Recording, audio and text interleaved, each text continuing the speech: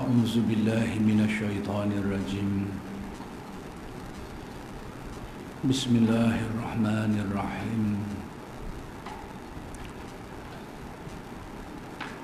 الحمد لله رب العالمين وبه نستعين اللهم صل على سيدنا محمد النبي الأمي وعلى آله وصحبه وسلم رب اشرح لي صدري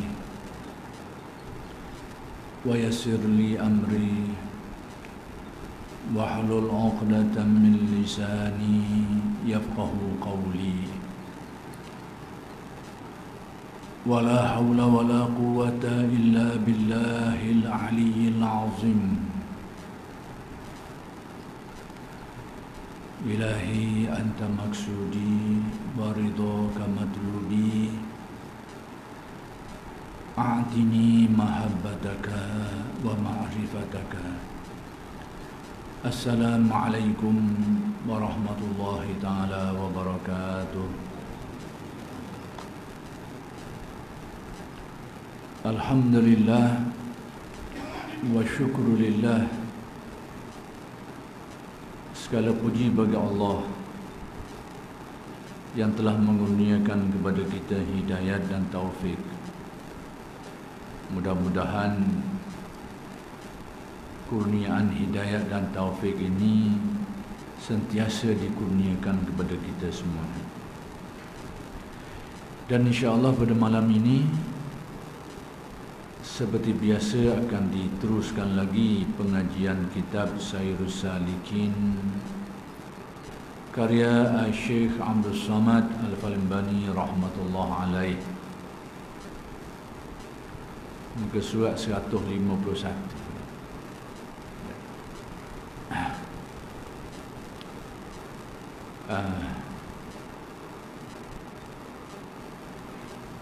Dan darjat yang kedua ke sebelum lagi. Darjat yang pertama baik. Maka darjat yang pertama, yakni di antara darjat-darjat riya, yang pertama bahawa adalah ia berbuat ibadat itu dengan semata-mata qasadnya riya. Jadi darjat pertama sekali ni, dia buat ibadat tak ada tujuan lain kecuali kerana riya. Maksudnya nak dipertontonkan, nak diperlihatkan kepada orang. Andai kata tak ada orang, tak ada lah ibadat tu. Sebab itulah semata-mata pendorong dia untuk dia buat ibadat. Ni darjat yang pertama lah. Dan tiada ia mengqasad dengan ibadatnya itu akan pahala. Tak ada langsung qasad pahala. Jadi 100% niat dia tu, qasadnya itu adalah supaya orang tengok, supaya orang pandang, lalu memberi penghormatan, menyanjung, memuliakan dia dan sebagainya. Qasadnya semata-mata itu. Seperti ia berbuat sembahyang di hadapan manusia. Contoh yang diberikan sini, semayanglah. Jadi ada orang, adalah semayang. Buatlah, disemayanglah. Jikalau bersunyi ia sendirinya, tapi kalau dia duduk di tempat yang tak ada orang, seorang diri, tak ada orang tengok, nescaya ia tiada berbuat semayang tu. Tak semayanglah dia. Berarti pendorongnya itu semata-mata kerana riya. Tak ada tujuan lain.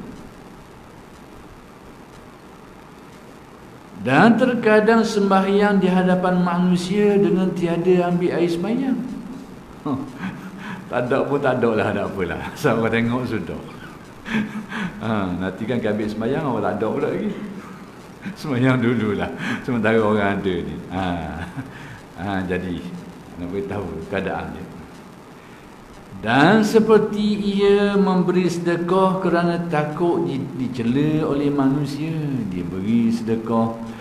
Dan macam-macam lagi lah, kerana Tidak ada tujuan lain kecuali kebimbangan, takut orang cela dia, orang kata macam-macam ke dia, orang marah ke dia lah. Tak ada tujuan lain.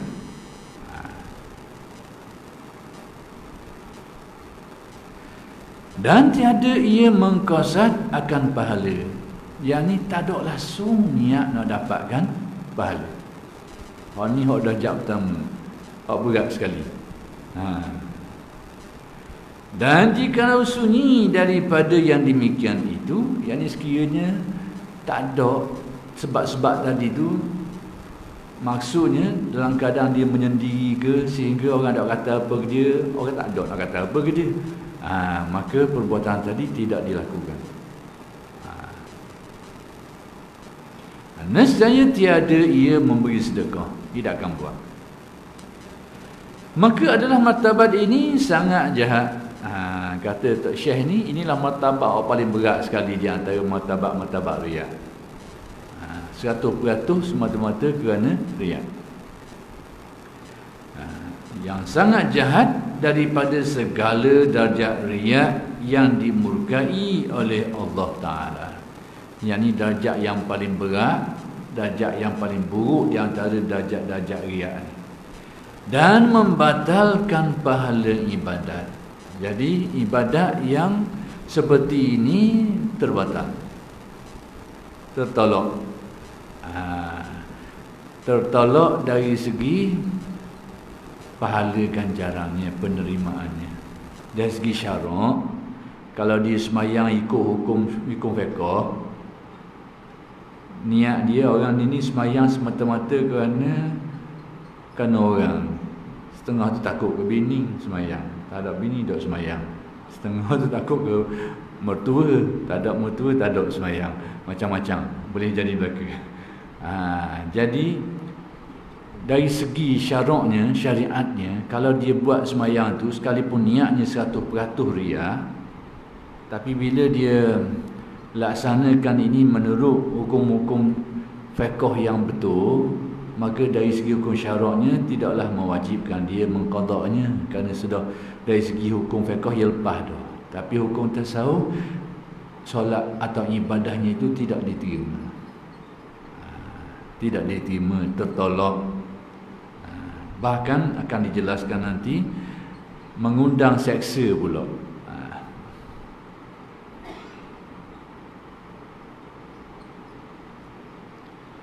Dan darjat yang kedua,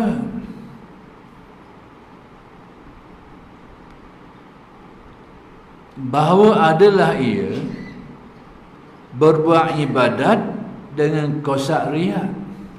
Hak pertama tadi tu, kalau dia semayang, ungkapan niat dia serupa macam orang lain. Usolli fardhu zuhri 4 rakaatin lillah. Lillah tetap ada. Maksudnya dari segi sebutan tu, dari segi penghayatan tu ada lillah tu, tapi dari segi dorongan yang menjadikan dia semayang tu tak ada langsung. Tu darjat pertama. Sebab tu saya kata dari segi hukum fiqhnya, maka dikira sebagai tidaklah perlu dia qada balik, sebab dia buat ikut menurut kehendak hukum fiqh dah. Tapi hukum tasawuf dia tertolak. Jadi darjat yang kedua ini, iaitu adalah ia berbuat ibadat dengan qasak riya. Jadi qasak utamanya riya, dan ada pun di dalamnya qasak pahala. Jadi campur. Pertama sekali ada tujuan riya dalam ibadah dia tu. Kemudian ada juga tujuan nak dapatkan pahala. Bila sebut nak dapatkan pahala ni, lillah lah, kerana Allah lah. Jadi dicampur. Tujuan riya pun ada, tujuan nak dapatkan pahala pun ada juga. Tetapi sangat dhaif. Cuma tujuan dapatkan pahala ni lemah dah. Kalau peratusan juga, hak tujuan riya tu 80% dorongan tu. Kalau nak dapat pahala gini 20 je, ataupun 10% je. Sikit sangat, tapi ada juga. Yang macam ni guna. Jikalau ia sendirinya di dalam khalwat, yakni sekiranya orang ini Duduk bersendirian dalam khalwat di sini bukan bererti khalwat amalan tasawuf tu. Bukan juga khalwat dalam hukum fiqh yang dilarang tu. Khalwat di sini dengan makna dia duduk seorang, tak ada orang lain. Bersendirian. Baik. Orang jenis ni kalau dia duduk bersendirian, nescaya tiada ia berbuat ibadah itu. Dia tak akan buat. Sebab apa? Dorongan untuk pahala tu lemah dah lalu. Penggerak utama kepada ibadahnya itu adalah riak. 70-80%, 20 ada juga sikit kerana pahala tu.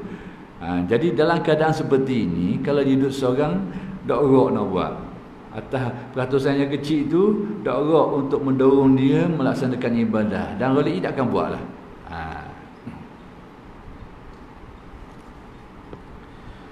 Dan martabat yang kedua ini hampir daripada martabat yang pertama. Kata Tok Syekh ni dekat-dekat dua ni. Martabat pertama waktu berat nanam.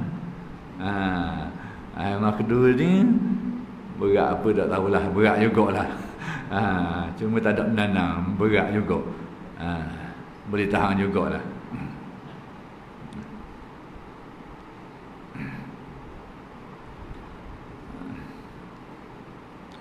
Baik, kerana qasad riak di sini terlebih banyak daripada qasad ibadah itu. Jadi qasad riak ni besar. Peratusannya lebih tinggi berbanding qasad ibadah. Jadi walau apa pun tetap ada qasad ibadah tapi lemah, kurang. Maka membatalkan qasad riaknya itu akan ibadahnya itu. Jadi status ibadah yang seperti ini macam mana qasad riak dia besar tadi tu menenggelamkan qasad ibadahnya tu. Batal. Cair. Hak ibadah dia tu tenggelam.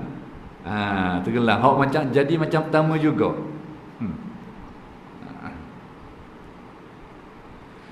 Maka iaitu menghilangkan pula akan pahalanya. Dia menghilangkan pahalanya sebab riaknya besar tu. Tak padang dengan niat pahalanya, niat ibadahnya itu tak padang. Kecil tu. Lagi dimurkai akan dia oleh Allah Ta'ala. Hak pertama lebih-lebih lagi lah dimurkai. Yang kedua ni pun, yang qasad riak besar sekalipun ada sikit qasad ibadah ni juga dimurkai. Dan tertolak juga. Membatalkan pahala juga. Seperti martabat yang pertama itu. Dari segi kedudukannya sama macam martabat pertama, yakni tertolak, tidak diterima dan dia membatalkan pahala ibadahnya itu.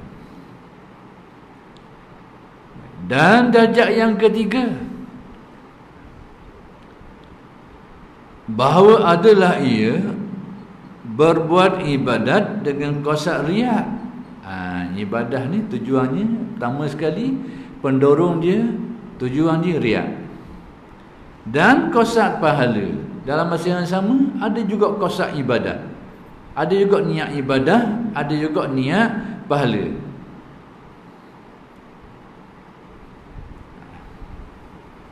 Dan qasad pahala itu bersamaan keduanya itu. Peratusan sama besar. Antara dorongan riak dengan dorongan ibadah sama kuat. 50-50. Macam mana ni?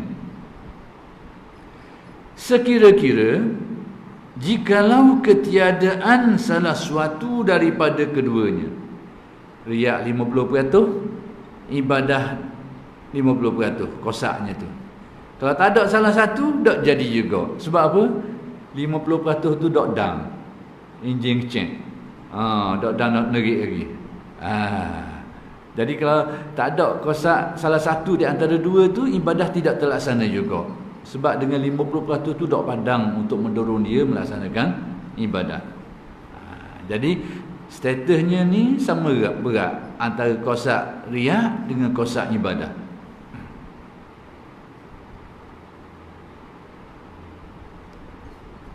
Nescaya tiada jadi ia berbuat ibadah itu.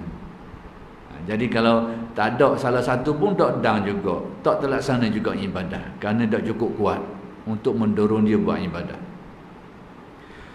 Maka adalah martabat yang ketiga ini, bahawa kosak riaknya itu membatalkan kosak pahalanya. Riaknya tu 50%, membatalkan kosak pahalanya yang 50%. Tolak, kosong tinggal.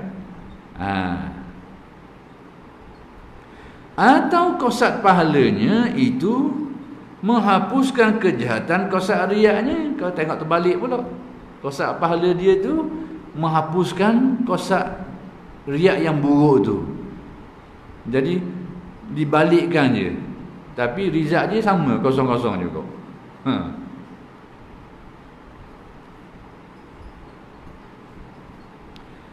Iaitu tengok, pada dasar dapat pahala dan tiada dapat menghapuskan kejahatan. Baik, kalau kita tengok dari segi dua arah tu, bahagian kosak ibadat tu dapat pahala lah.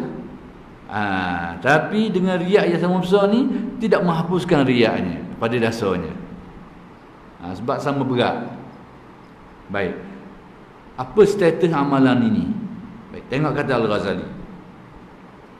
Dan menyatakan Imam Al-Ghazali rahimahullahu ta'ala akan martabat yang ketiga ini. Jadi Imam Ghazali nak jelas jenis yang ketiga ni.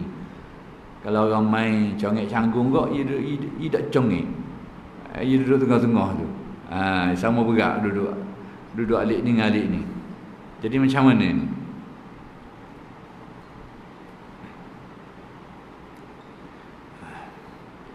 Dengan katanya, yakni dengan kata-kata beliau, kata-kata Imam Ghazali, wa qauluhu ta'ala fil hadisil qudsi, ana aghnal aghniyai anisyirki. Baik, hadis sampai setakat tu je. Yang selepas tu di kalam Imam Ghazali. Baik, kata Imam Ghazali, yadullu ala annahu yaqbaluhu wa la yusibuhu alaihi, wa imma an yu'aqibahu alaihi fa fihi nazar, wal aghlabu wal ilmu indallahi ta'ala annahu la yakhlu anil ismi wa iqab. Baik, apa maksud kata-kata Imam Ghazali ni? Artinya, dan firman Allah Ta'ala di dalam hadis kursi. Jadi kalau hadis kursi ini dibahasakan sebagai firman Allah, tapi dia bukan bertaraf Al-Quran, panggil hadis kursi. Beza dengan hadis biasa ni, Nabi yang beritahu dengan kalam Nabi. Hadis kursi ni Allah berfirman, tapi kalam Nabi. Jadi dia tidak sama dengan ayat Al-Quran yang merupakan firman Allah Ta'ala, yang dikira ibadah dengan membacanya. Maksudnya bacaan ayat-ayat Al-Quran ni satu huruf ke, bukan saja satu kalimah, satu huruf pun dikira berpahala. Baru-baru ni ada benda ni mendak tula je main kita semula. Saya tengok dalam zaman canggih hari ni benda duduk depan mata. Berita-berita seluruh negara, seluruh dunia sapa sekelip mata je. Canggih hari ni. Ada bahagian baik dia, ada bahagian buruk, bahagian ada apa nak baik dia tu. Maka baru-baru ni kita dengar timbul isu orang berzikir dengan menyebut kalimah Allah saja, lalu dikatakan sia-sia. Dikatakan sia-sia. Jadi canggunglah sikit. Kalau kita tengok dari segi ni pun, takrifan Al-Quran pun jelas, muta'abbad bitilawati, dikira sebagai ibadah dengan membacanya. Kan kalimah Allah tu satu juzuk dari Al-Quran. Jadi bila disebut bukan kalimah Allah, alif tu saja pun sudah berpahala. Sudah berpahala. Jadi Kalau tak setuju dengan pendapat pun, kabarlah molek. Saya tak apa setuju pendapat ni duk kabar sia-sia lah, tak ada pahala lah, macam-macam. Tak mau pakai, jangan pakai lah. Jadi bila buaya banyak ni, banyaklah salah bercakap tu. Banyaklah kena bercakap tu.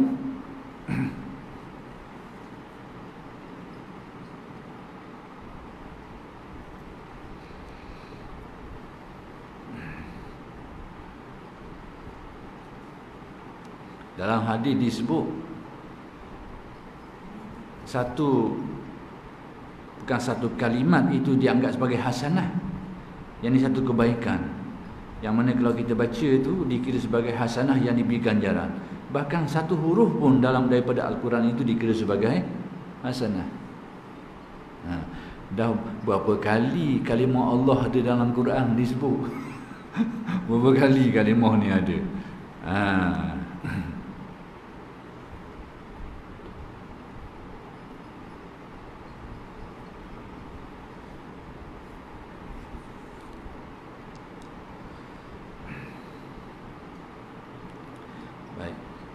Di dalam hadis kursi,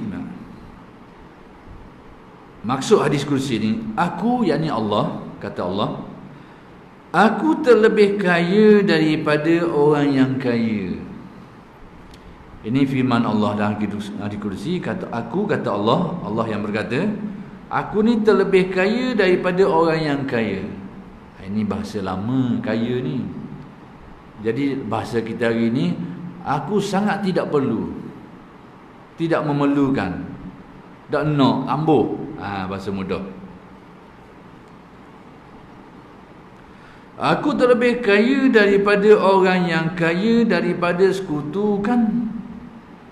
Yang ni dengan erti, aku ni, kata Allah, paling kaya dari dalam bab sekutu ni. Yang ni paling tidak menyukai, paling tak suka adanya sekutu, yang ni perkongsian.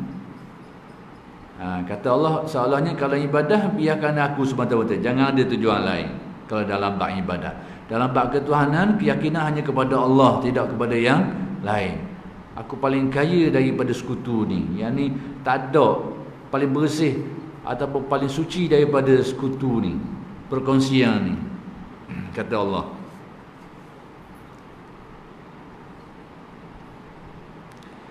Daripada sekutukan di dalam berbuat ibadat. Baik. Di dalam berbuat ibadat. Baik, kata Imam Ghazali, itu menunjukkan, ini kalangan Imam Ghazali balik. Jadi kalau kita keliru, kita enggak. Jadi jangan salah, dalam kitab ni dia tak ada koma, dia tak ada bracket. Jadi takut saya bimbang orang beranggapan ini juga sebahagian daripada hadis kursi. Ini jadi kacau ni. Jadi hadis kursi habis setakat tu je. Ana aghnal aghniya ani syirki, kau agak dia habis itu. Kalau terjemahan dalam kitab ni sepakat tadi ya. Yang ni daripada sekutukan di dalam berbuat ibadat. Itu maksud daripada hadis kursi. Yang selepas daripada tu kalam Imam Ghazali. Baik, maksud kalam Imam Ghazali ni itu menunjukkan ia, kata-kata tadi itu, firman Allah dalam hadis kursi itu menunjukkan ia atas bahawasanya pada martabat yang ketiga ini tiada menerima Allah Ta'ala akan ibadat orang yang riya. Jadi Imam Ghazali dengan berpandukan kepada hadis kursi tadi menyatakan bahawa berdasarkan hadis kursi itu seolahnya memang menunjukkan bahawa orang yang ada riak ni 50-50 kurang daripada tu lebih-lebih lagi, yang itu menunjukkan bahawa tidak diterima oleh Allah. Jadi kata-kata Imam Ghazali, cuma tengok balik kepada kalam Arab tu, saya rasa ada yang gugur dalam kata-kata Imam Ghazali tu. Saya tengok balik kepada bahasa Arab alik atas tu, sebab terjemahan dia ni tak siku dengan kalam Arab alik atas tu. Ala annahu yaqbaluhu. Kalau terjemahan seperti ini sepatutnya ala annahu la yaqbaluhu. Baru siku dengan terjemahan ni. Baik, tak apalah. Orang yang reti bahasa Arab, canglah. Orang dah reti bahasa Arab tu tak apalah.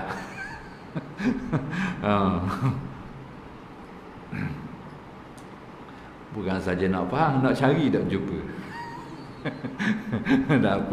Tak apalah.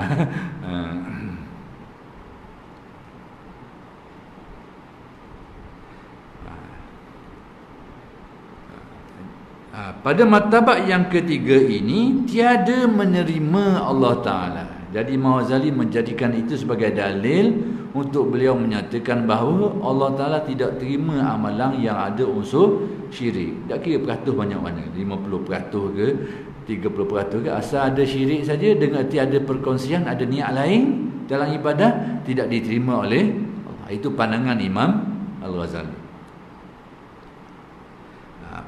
Akan ibadat orang yang riak pada martabat yang ketiga. Martabat yang ketiga ni martabat 50-50. Jadi Imam Ghazali jadikan ini sebagai dalil untuk menyatakan Allah Ta'ala tidak terima ibadat yang niatnya itu bercampur 50-50. Ada perkongsian bagi dua. Pada martabat yang ketiga ini. Dan tiada ia memberi pahala atasnya. Bila tidak diterima kau, pahala memang tak ada lah. Dan ada pun, jadi ibadah yang capur niat dia tu, riak 50, niat ibadah 50, berdasarkan keterangan Ghazali ni tidak diterima dan tidak diberi ganjaran pahala. Baik.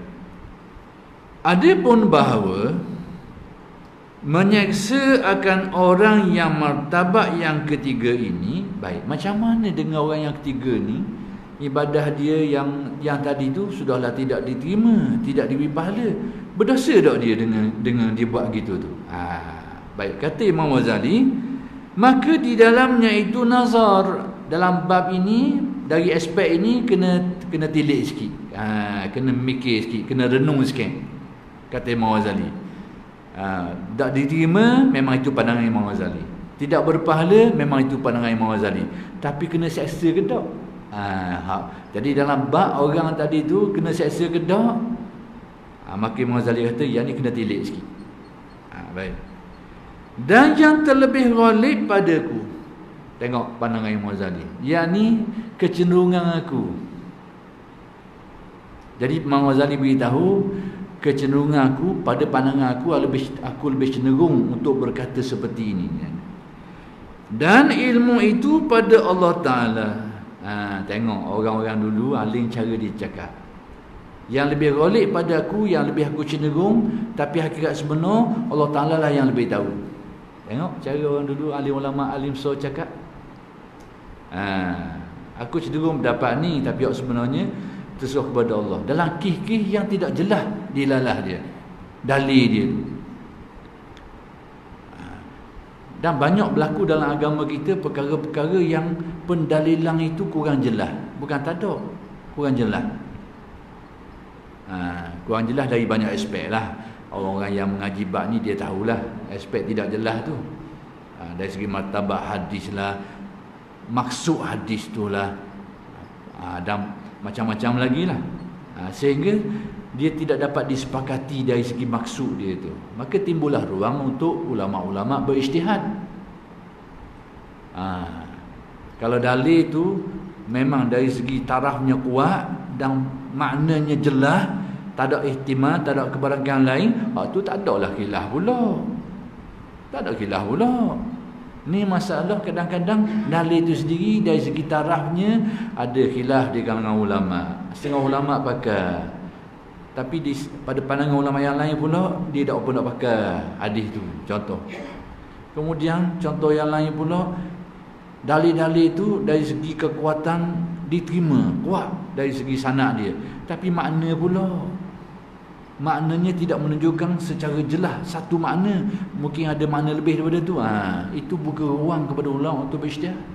Jadi kita dah nak elok perbezaan pandangan di antara ulama ni. Saya sengaja sebut ini sebab hari ini timbul trend hanya pendapat aku saja, orang lain tak ada. Itu nak kabarnya. Jadi ni berlawan dengan tabi'i kepada dalil-dalil agama. Berlawan. Sikap itu berlawan dengan tabi'i kepada nas-nas agama tu, yang memang buka ruang untuk berbeza penafsiran dan pandangan. Dan ini dilakukan oleh mujtahid, orang yang berkelayakan. Kalau tak berkelayakan, jadi bahagian bantah lain pula. Jadi yang melakukannya itu adalah orang yang memiliki autoriti, yakni kelayakan yang tinggi dalam pelbagai sudut. Tapi ruang tu ada. Tengok kata Imam Ghazali, pada pandangan aku ni yang lebih balik, yang lebih aku cenderung, wallahu a'lam kata Ghazali, tapi di sisi Allah tak tahulah hak mana yang lebih tepatnya. Itu orang yang sebut macam ni, itu tanda bahawa dia tahu kedudukan benda ni. Dia tahu kedudukan.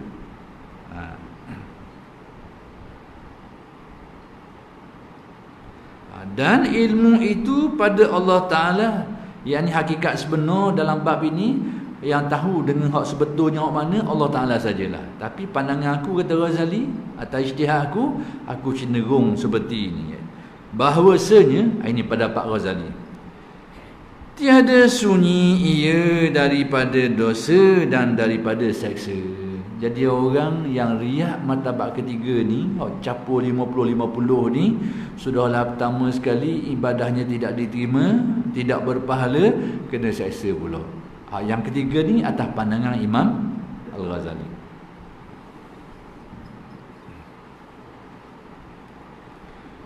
Dan darjah yang keempat, banyak 4 martabat bariak je. Tapi kalau kita tak tahu, kalau kita tak mengaji buah ni, tak nampak sekarang. Percayalah, kita tak mengaji gini tak nampak. Tak nampak. Tapi bila kita tengok tu, rupanya banyak kita ni kena juga kadang-kadang. Kadang-kadang nyaku, kadang-kadang dok. Dan darjah yang keempat, bahawa adalah ia berbuat ibadat, tetapi qasad ibadatnya itu lebih daripada qasad riaknya. Masih lagi bercampur antara niat ibadat dengan niat riak, tujuan riak tu. Tapi dalam yang keempat ni niat ibadat tu lebih besar daripada niat riak. Tapi campur tetap campur. Yang keempat ni gua nak cerita pula ni. Dan macam mana keadaan dia?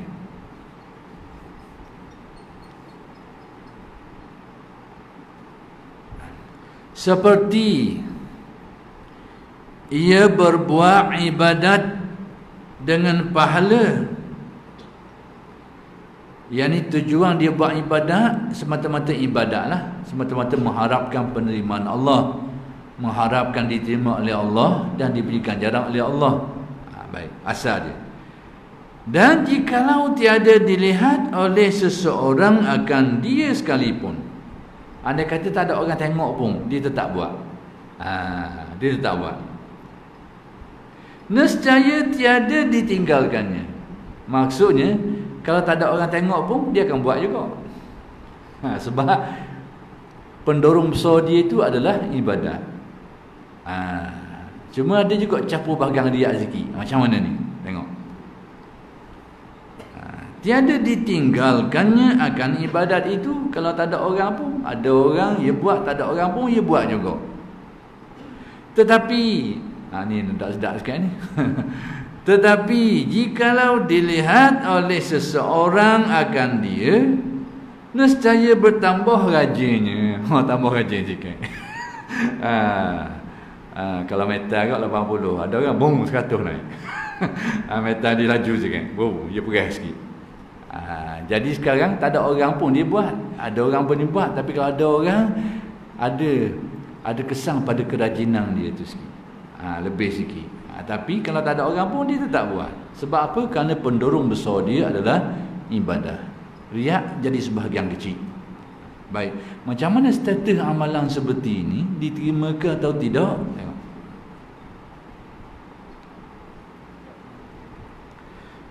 Dan bertambah bertambah rajin, bertambah kuat bila ada orang tengok. Bertambah kuatnya pada berbuat ibadat itu. Jadi dari segi pendorongnya jadi lebih sikit lah. Baik.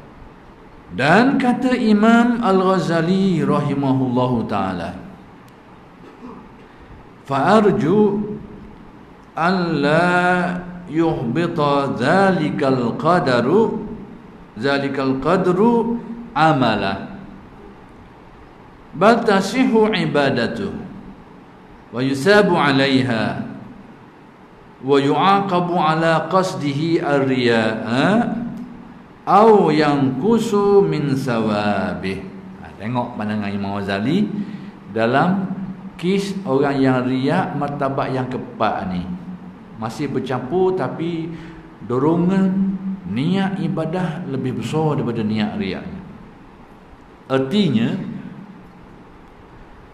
maka yang aku harap, jadi Ghazali aku mengharapkan, berarti ini adalah ruang ijtihad.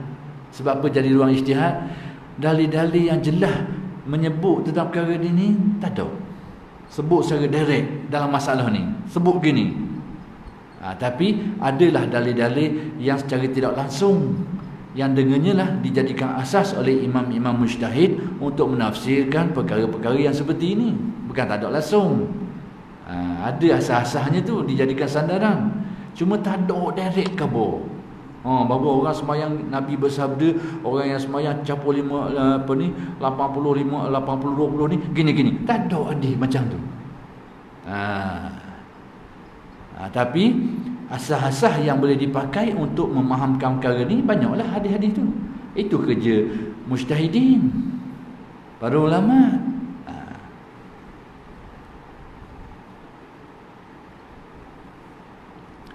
Macam tukang masak jugalah, nak buat satu kuih tak ada bahan tu, dia modify lah bahan-bahan lain tu. Hak boleh buat ni makan, tapi bahan hak satu benda ni tak ada bahan tu. Contohnya ada nak buat satu kuih tak ada bahan tu, tapi ada bahan-bahan lain yang boleh diadung untuk buat benda ni. Bukan tak ada langsung.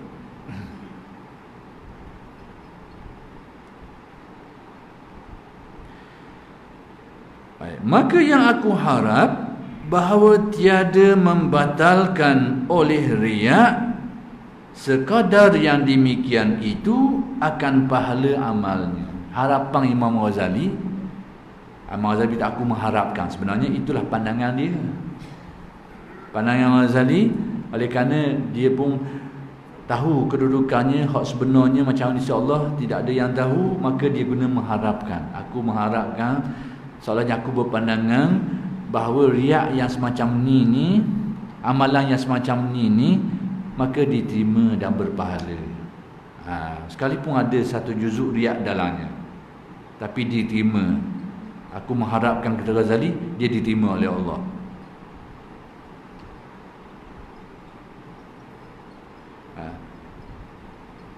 Sekadar yang demikian itu akan pahala amalnya. Yang ini tidak membatalkan pahala amalnya. Dengan riak yang sikit itu tidak membatalkan pahala keseluruhan amalnya. Tetapi sah ibadatnya itu, tetapi ini maksud dan ibadatnya itu sah, diterima. Itu harapan Imam Ghazali. Dan diberi pahala atasnya. Sah, diterima, diberi pahala.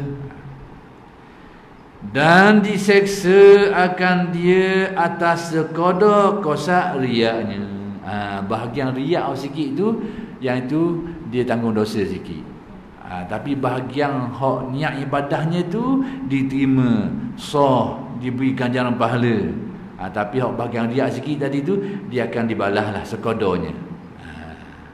Tapi tak apalah, lepas juga. Cuma ada beban sikit. Beban sikit. Hak sebelum-sebelum tu tak pernah lepas pagar. Pagar tak pernah lepas dah. Immigration tak lepas.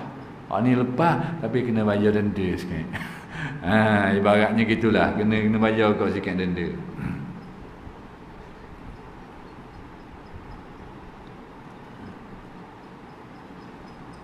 Atau sebab ini merupakan tafsiran Ghazali, atau tafsiran yang selanjutnya, kalau tadi dia kata bahagian riak tadi tu dia kena seksa kau sikit, atau kata Imam Ghazali dikurangkan pahalanya sekadar daripada riaknya itu.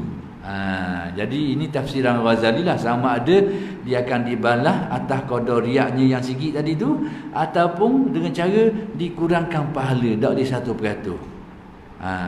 Tolak juga makah dia sikit, gaji tolak gaji sikit, tapi tetap boleh gaji, tetap boleh terima. Ini harapan Ghazali, pandangan Imam Ghazali dalam bab ibadah yang dilakukan ataupun riak pada martabat yang keempat ni, yang campur tapi niat ibadah lebih besar daripada niat riak, terpakai juga.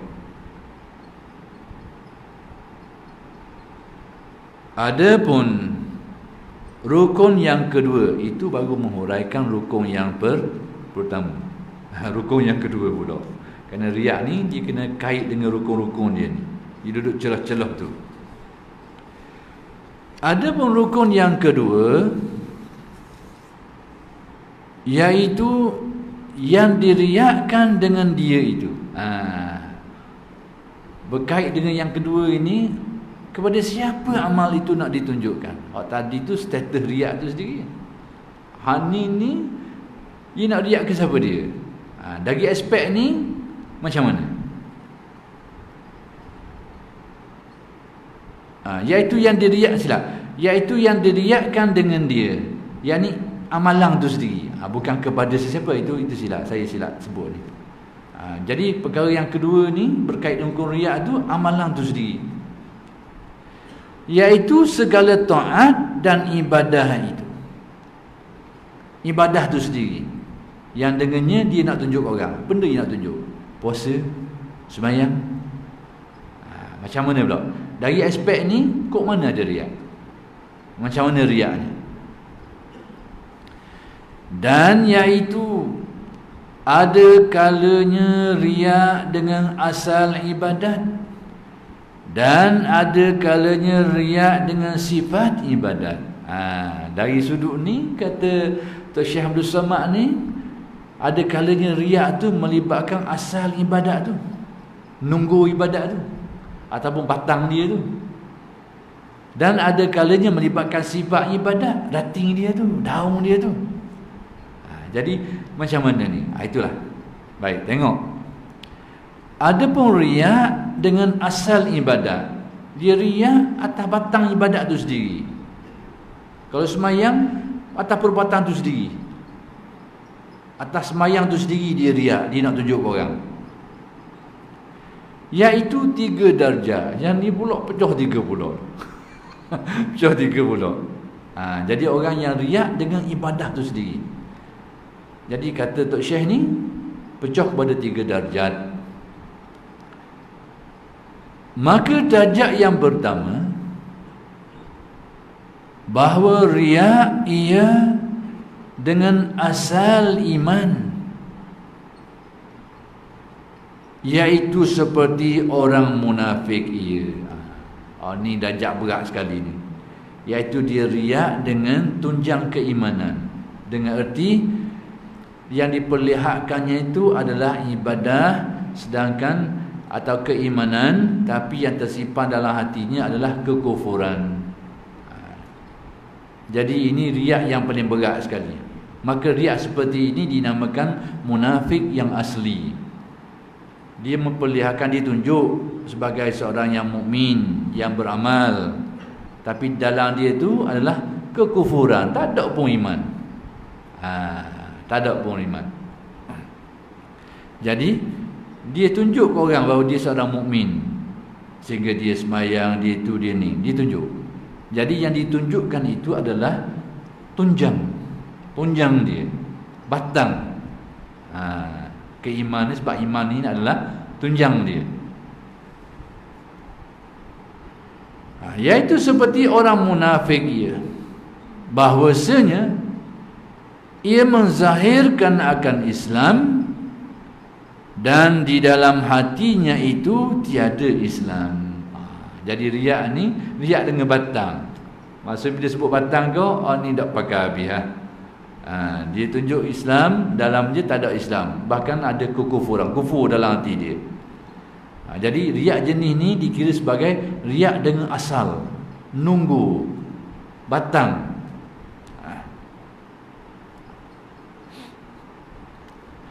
Dan seperti orang yang zindik. Orang yang zindik ini, termasuk dalam zindik ini kelompok-kelompok etis yang tidak percaya kepada kewujudan Tuhan, yang ingkar kepada kewujudan Tuhan, tapi dia tunjuk kepada orang ramai dia percaya Tuhan, sedangkan dalamnya tak percaya. Ini termasuk riak. Riak kerana dia nak tunjuk ke orang ramai sebagai dia ni percaya Tuhan, padahal dalam hatinya tak. Ini riak dengan nunggu, tiang.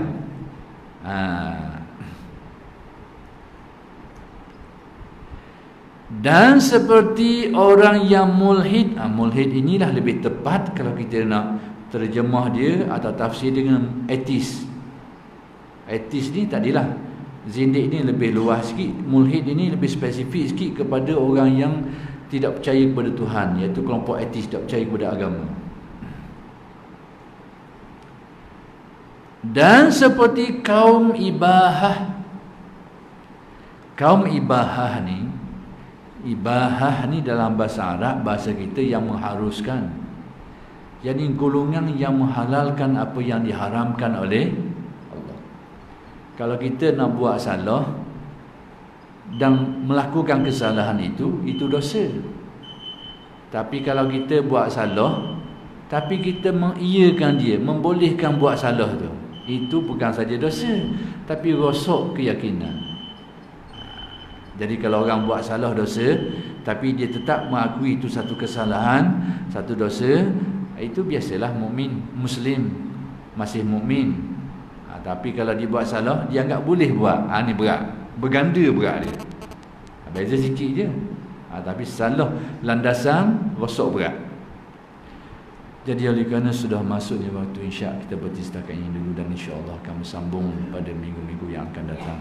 Aqulu qawli hadza wa astaghfirullahal azim li wa lakum. Assalamualaikum warahmatullahi taala wabarakatuh.